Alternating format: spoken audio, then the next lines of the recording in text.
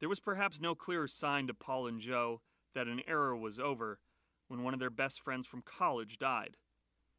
Steve Vikston. I want to say about 2007 or 8.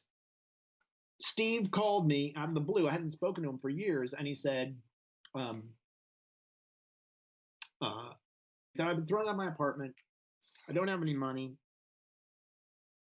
and you're the only person, you know, who I can turn to." And I probably hadn't spoken to him for 5 years at this point. And I said, "Okay, well." And he said, "Can I come and stay with you?" And I said, "Well, my brother's coming into town, and he's going to stay with me, and this is going to be in a few weeks." Anyway, I went and picked him up, and it was really horrible. It was like picking up a wet, stray dog. He had really long hair, and his fingernails, he looked like Howard Hughes or something. His fingernails hadn't been clipped. He smelled bad.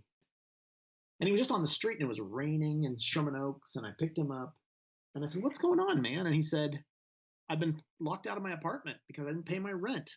And he said, "And what's really upsetting is I have a check for $40,000 in my apartment." I was like, "What? You have a check for $40,000?" "Yeah, I know. It's pretty old. I can't find it. But if I could find it, I could pay my rent. But I can't find it anyway. I think it's in a pile of scripts or something." And I was like, "Oh my God." So I said, "All right,